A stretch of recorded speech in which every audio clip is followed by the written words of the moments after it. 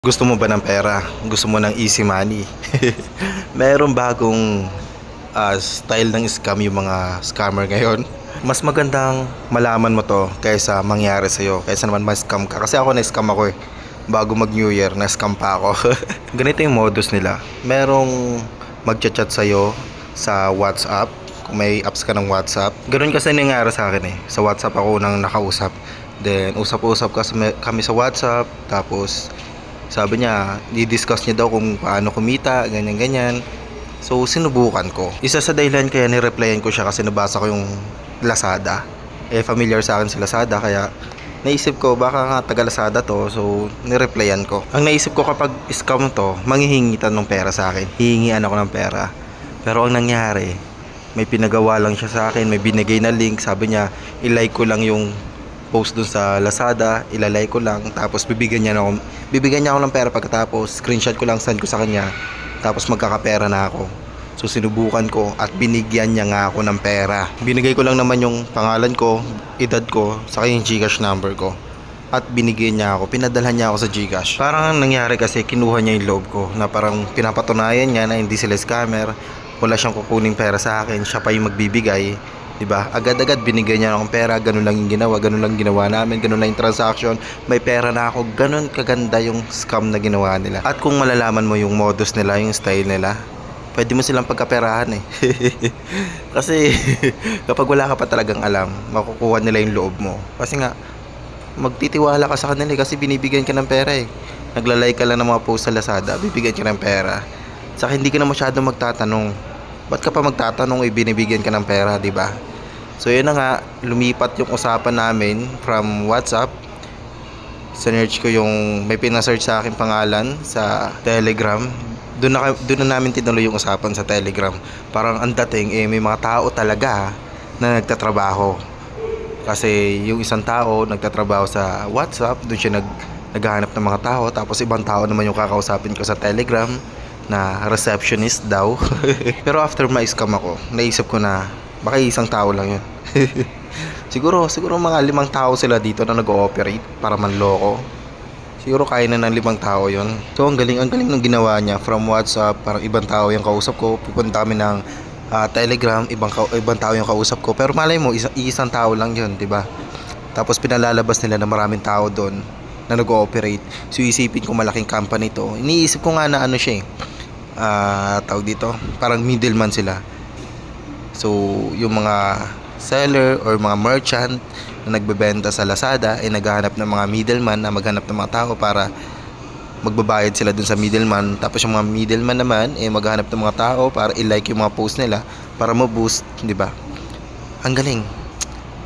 Parang ang gandang sistema, di ba? Tapos ikaw na taga-likes, magkakapera ka. So, syempre, magla-likes ka lang, may pera ka na, di ba? Win-win. Panalo ka. Ang modus nila sa unang araw, hindi ka pa nila i-scamin. Kukunin lang nila yung tiwala mo. Bibigyan ka ng mga task, tapos bibigyan ka ng mga rewards, pera. Sa kada sa 3 task, bibigyan ka ng 120 pesos. Ganon yung nangyayari. So, may bibigay silang link, tapos kiklik ko lang yung link, tapos ilalay ko lang yung post, i-screenshot ko, tapos i-send ko dun sa receptionist. Tapos yung receptionist, pag nakita niyang natapos ko na yung 3 task, sasabihin niya sa akin na papadala niya sa accounting yung payment ko para babayaran ako sa GCash. Tapos marireceive ko naman sa GCash. Tuwa naman syempre ako kasi legit nare-receive ko yung 120 pesos. Imagine, sa isang araw umabot ata sa 800 din yung kinita ko sa pagla-like lang. Tapos kung mapapansin mo dyan sa screen, yung GC na yan na pinapakita ko sa inyo, ginoin nila ako dyan, sinali nila ako, pero bawal ako mag-chat. Ang mga pwede na mag-chat dyan, mag-reply, yung mga regular na. Ganun, kailangan ma-regular ako para maka-chat ako dyan, para maka-join ako sa pagkukulitan sa kanila. Tapos dyan sa group chat na yan, pinapakita nila yung mga bayad sa kanila, na nare-receive nila yung payment, tapos tuwan-tuwa naman sila. Tapos may rules pa dito na bawal akong makipag-chat sa yung mga member dito. Bawal ko silang i-PM. Once na malaman daw na nagpi-PM ako sa kanila, direct message ako sa kanila, pwede nila akong tanggalin pag nalaman yon. So syempre bawal nga ako, syempre diskarte nila yon na bawal ako mag-chat. Baka daw ma-deceive ako. Pero ang totoo, ayaw nila nung taong curious na nagtatanong. Gusto nila yung taong hindi nagtatanong, hindi nagtataka. Gusto nila yung taong sumusunod lang para madaling ma-scam, di ba? Ang galing ng diskarte nila. So syempre ako ayokong matanggal, gusto ko ma-regular. Hindi ako nagchat-chat, sinusunod ko yung rules para ma-regular agad ako. At once na mag-chat ka kahit kanino dyan, sa member na yan, for sure malalaman nila. Alam mo bakit? Kasi nga mga kasabot yun Baka isang tao lang yan. Yung isang tao may 5 account. Pag binessage mo malalaman nila, tatanggalin ka na, ikikik ka na agad. At ito talagang scam. Syempre nahook na ako. Nasilaw na ako sa pera, nabulag na ako ng pera. Hindi na ako naku-curious, hindi na ako nagtatanong. Ang gusto ko lang kumita ng pera. Pera lang gusto ko. Gusto ko lang kumabig kasi nga bigay sila ng bigay ng pera. Simple lang yung ginagawa ko.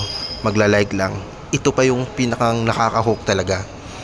Pag natapos mo yung 1 to 12 na task, may reward ka pa, may bonus ka pa na 5,000 pesos.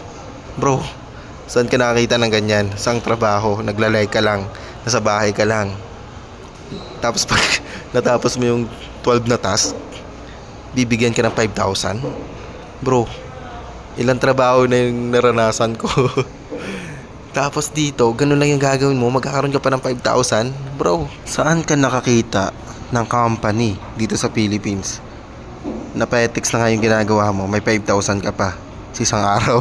Tangin na, pag nakita ka ng boss mo na Petex lang, papagalitan ka Dito may 5,000 ka, Petex na lang yung trabaho mo. At dyan sa GC na yan, sa GC na nasalihan ko, na hindi ako makapag-reply, talagang taga-observe lang ako.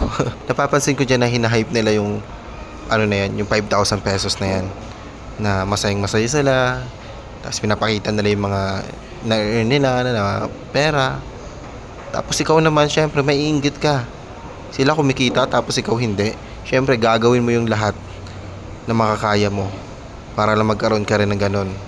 Sila nagawa nila, ikaw pa kaya? Makakaramdam ka talaga ng inggit Tapos meron pa dyang iba nagpo-post na, alam mo yung parang setup talaga, maganda yung setup nila. Sinasabi nila dyan na nangungutang pa sila para lang may pang prepaid. Noong una hindi ko mag-gets yung prepaid. Yung pala, 'di ba, 1 to 12 task. Yung pang 12 task pala nila, yung prepaid na tinatawag. Doon sa prepaid, kailangan mo magbigay sa kanila ng pera. Doon na nga mangyayari yung scam. Sa una, magbibigay ka ng pera. Mamimili ka naman ng mga task na gagawin mo. Pwede ka mag-deposit sa kanila parang magbabayad ka sa kanila ng 900 pesos.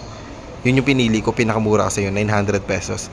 Tapos yung 900 pesos na yun, gagamitin sa pag-checkout ng isang product para matulungan daw yung mga seller na ma-boost yung yung online account nila. Dito sa pang 6 task na to, hindi pa nila ako ni-scam dito. Parang pa to, bait pa lang to, pinapain pa lang nila to. Hindi pa nila ako i-scam dito. I-scamin nila ako sa mas malaking pera talaga. Dito 900. Ang ginawa ko doon, syempre nagbigay ako ng pera sa kanila.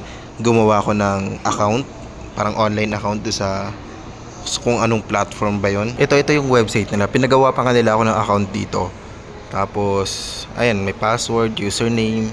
Tapos meron pa nga yung meron pa siyang invitation code Alam mo, parang legit talaga. Ngayon, after akong ma-scam, na-realize ko na akala ko ba Lazada, pero itong website nila hindi na Lazada. Syempre hindi ko na naisip yon. Hindi ko na rin natatanong sa sarili ko. Kasi nga gusto ko ng pera. Gusto ko ng 5,000. Kaya pagdating sa point na to na nanghihingi na sila ng pera, pang deposit, pang prepaid, itigil mo na. Sila naman yung iskamin mo. Huwag mo na silang pansinin, huwag mo na silang replyan. Ginawa ko tong video ito para makaganti sa kanila. Dahil alam mo na, hindi ka na nila maluloko, sila yung maluloko mo. At least, nakaganti ako sa kanila. Gamit kayo. Sila yung iskamin natin, sila yung lokohin natin. Alam mo, kapag na-scam ka, huwag kang mahiya. Huwag kang mahiya na sabihin sa ibang tao na na-scam ka. Kailangan mo sabihin sa ibang tao na na-scam ka para hindi na mangyari sa ibang tao yung nangyari sa'yo, okay? Dapat ang mahiya yung mga scammer, hindi ikaw na na-scam, okay? After ko ma-scam, pumunta ako sa YouTube, sinearch ko siya. At nalaman ko na marami na palang gumagawa ng video tungkol dito, kaso nga lang hindi sila nagkakaroon ng maraming views.